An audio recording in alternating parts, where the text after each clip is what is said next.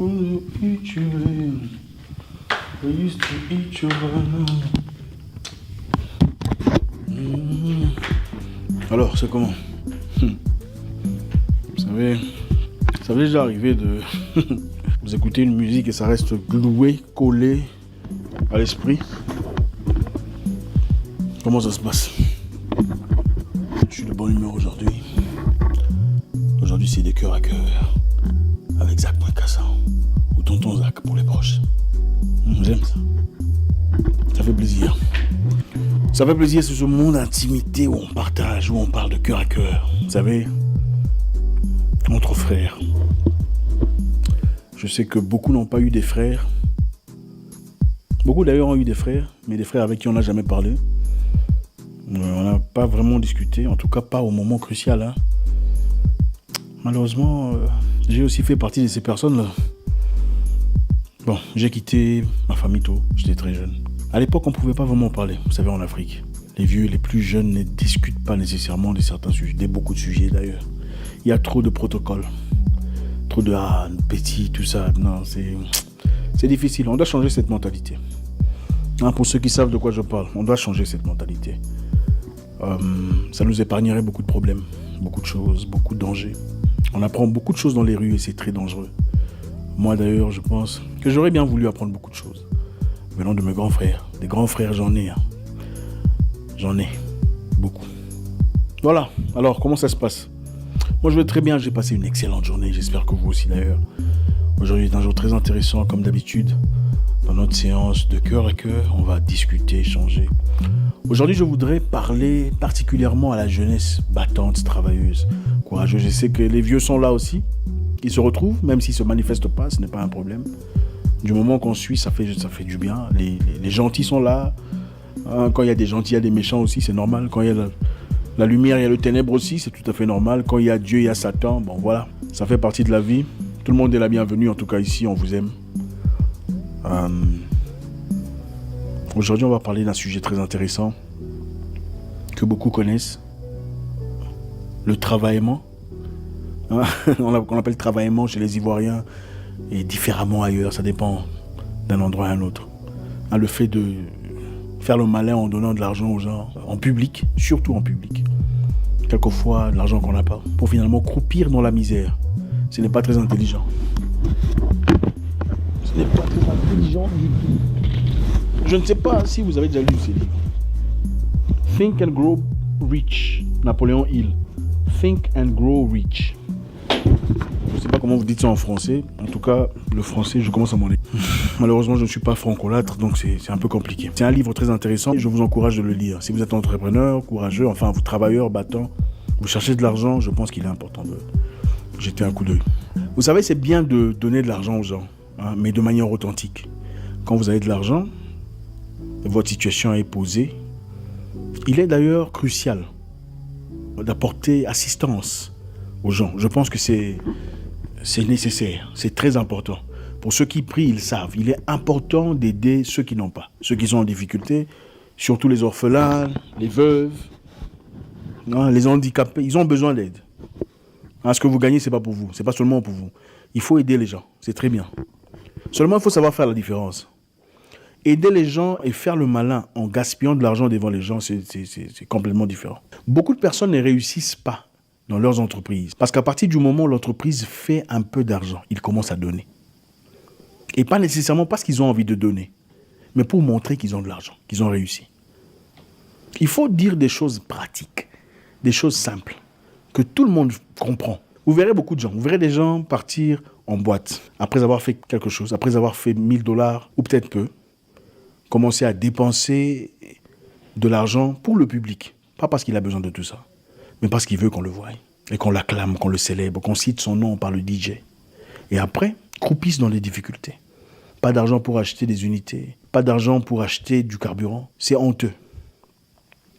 Et c'est triste. Je ne ferai pas semblant. J'ai aussi fait partie de ces personnes. Je l'ai fait énormément. J'ai fait des choses fous. J'ai montré de l'argent sur Instagram. Pour ceux qui savent, pour ceux qui me suivent depuis longtemps, ils savent. J'avais des liasses de $10 000 en train Mais avec le temps, j'ai compris que c'était dû à un complexe d'infériorité. Vous savez, quand on a un complexe d'infériorité, on veut le pallier, on veut le combler, on veut le calfeutrer par des choses qui brillent. On veut montrer aux gens qu'on a réussi, qu'on a de l'argent. C'est simplement une façon de bloquer ce petit complexe d'infériorité qu'on a. Avec le temps, j'ai compris qu'une personne sûre d'elle, une personne qui a véritablement réussi financièrement, n'a pas besoin de vous montrer son argent, ou ses biens, ou ses possessions. C'est son argent. Pourquoi il va vous le montrer? Je vous donne un exemple. Quand vous mangez du poulet, est-ce que vous sortez dans les rues, montrer aux gens l'os du poulet? Qu'est-ce que c'est? J'ai mangé du poulet. Vous faites ça? Vous ne le faites pas. Pourquoi? Parce que manger du poulet est tout à fait normal pour vous. N'est-ce pas? Quand quelqu'un vous dit, non monsieur, vous n'êtes pas un homme. En apparence, vous êtes comme un homme. Mais en réalité, vous êtes un homme-femme. Vous savez comment on les appelle? Qu'est-ce que vous faites? Vous vous déshabillez pour le montrer que vous êtes vraiment un homme? Vous ne le faites pas.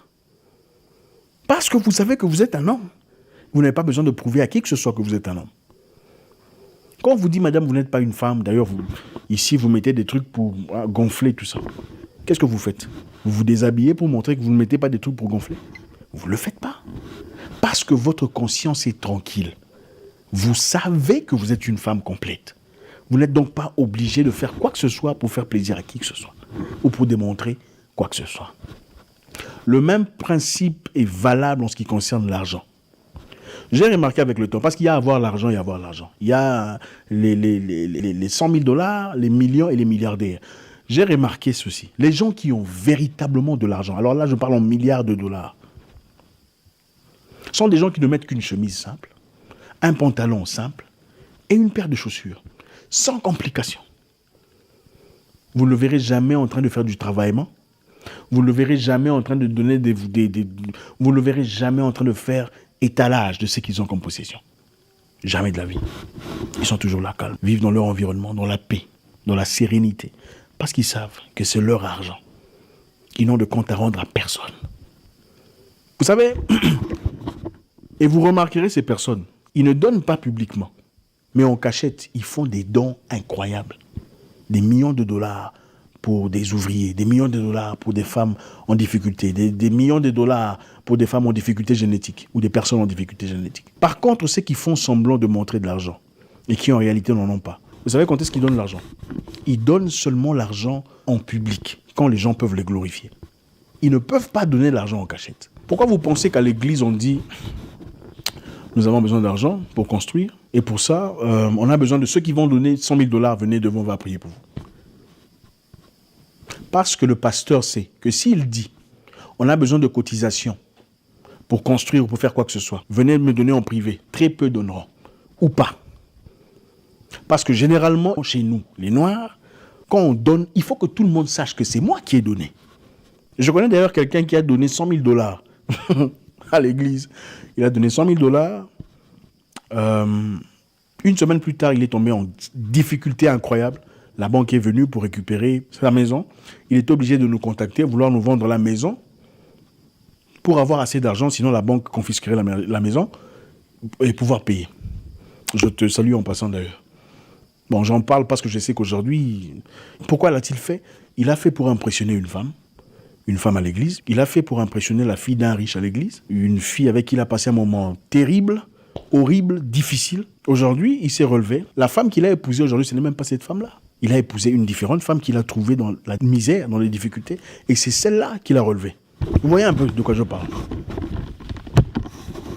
Vous donnez 100 000 $, un argent de difficulté.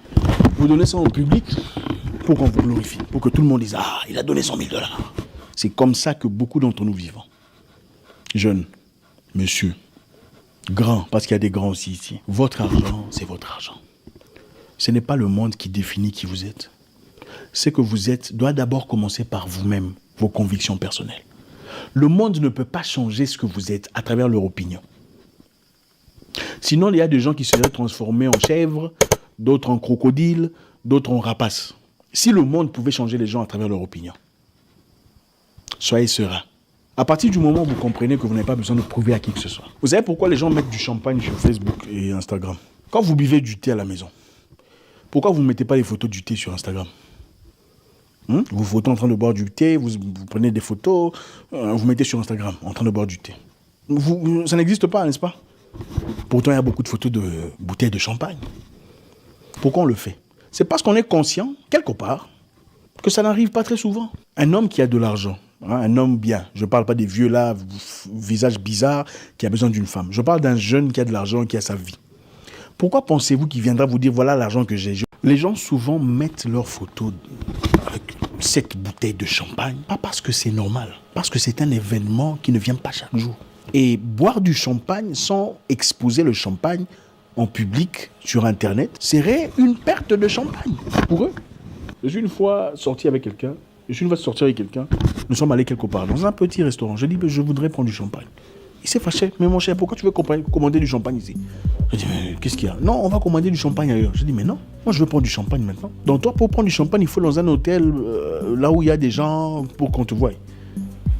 Ce qui est normal est normal. Nous faisons beaucoup de choses pour impressionner. Beaucoup de choses pour combler des trous existants. Des trous qui peuvent être palliés, qui peuvent être soignés différemment. La plupart des gens que vous voyez avec des grosses voitures, la plupart, pas tous, parce qu'il y a ceux qui ont de l'argent, vraiment. Là, je parle des jeunes. La plupart ont du mal à réparer les mêmes voitures. Ont des difficultés, des problèmes. La voiture est grande, elle est grosse, impressionnante. Mais en cas de problème, ils sont perdus. Je ne vous dis pas le nombre de fois, je pense que vous aussi avez déjà expérimenté une personne avec une grosse voiture, mais qui a besoin de carburant. Si vous êtes incapable d'acheter une nouvelle voiture après qu'elle ait été en accident, vous ne la méritez peut-être pas. C'est-à-dire, si votre voiture se cogne et s'écrabouille, vous êtes incapable d'acheter une nouvelle voiture immédiatement. Peut-être qu'il faut réfléchir. Donc c'est ça, il faut réguler, il faut aller doucement. Tu as ton argent, mets ça de côté. Restez d'abord dans votre petit bureau, le temps d'accumuler assez d'argent pour finalement aller ailleurs, dans un endroit huppé. Ne le faites pas pour impressionner. S'il n'y a pas de quoi récupérer cet argent, à moins que vous le fassiez de manière stratégique pour rencontrer certaines personnes, et vous en êtes certain. Ça, c'est différent. Achetez un billet d'avion business class. Si vous savez pertinemment que vous allez rencontrer une personne clé qui vous aidera à acquérir certaines opportunités. Vous voyez de quoi je parle? Si vous pouvez voyager en économie, ne vous cassez pas la tête. Allez en business class de manière stratégique. Vous pouvez rencontrer un ministre, vous savez que vous allez rencontrer quelqu'un d'important, faites-le. Je connais quelqu'un qui a passé des nuits en suite présidentielle dans un hôtel que vous connaissez. Il a fait 6 mois de vie dans la suite présidentielle, 6 mois chaque jour. Aujourd'hui, il n'a même pas l'argent pour acheter une brosse à dents. Quelle stupidité, quand même. Vous pouvez aller dans la suite présidentielle. Si vous allez rencontrer quelqu'un de clé dans les couloirs, ça, c'est stratégique. Beaucoup de personnes ne feraient même pas de dons si c'était en secret. Absolument pas. Pour eux, ce serait un don perdu. Comment est-ce que le monde n'a pas su? Ah non, je peux pas. Si c'est en public, si c'est à l'église, ils feront. Si c'est à la télévision, à la radio, ils le feront. Mais devant les gens, ils ne feront pas. Et moi, je pense que éthiquement, c'est un don perdu. Parce que le vrai don, le véritable vient du cœur. On peut porter assistance aux orphelins sans dire à qui que ce soit. On peut aider les mamans en difficulté, veuves, sans en parler. On peut aider les démunis, les gens en troubles psychologiques, sans crier du haut de l'Himalaya. C'est possible. Oui, il m'est arrivé aussi de faire des bêtises. Il m'est arrivé, la seule fois, je dois dire, où j'ai d'ailleurs fait un don public, c'était quand je portais assistance à 50 familles en Afrique du Sud. Je l'ai fait seulement parce que je voulais inciter le maire de la ville à réagir avec les familles restantes. Mais oui, pour ceux qui me suivent depuis longtemps, sur Instagram, ils ont vu, j'ai fait des erreurs, des liasses de 10 000 $ en train de faire le Floyd sur Instagram. Mais c'est avec l'expérience qu'on comprend. Et avec ça, on a attiré beaucoup de personnes négatives. Beaucoup de personnes qui nous ont dirigés vers une direction inappropriée. Voilà. Donc, on apprend avec le temps. Nul n'est parfait. Nous fournissons chaque jour des efforts. Mais je pense que si j'ai de l'expérience, quelqu'un que je puisse partager avec vous, je n'hésiterai pas de le faire. En tout cas, merci encore une fois. Je pense que ces sujets très intéressants et peut-être qu'on fera une deuxième édition si ça vous intéresse. Faites-nous savoir sur les commentaires. J'espère vous parler encore très bientôt dans une nouvelle vidéo. Au revoir.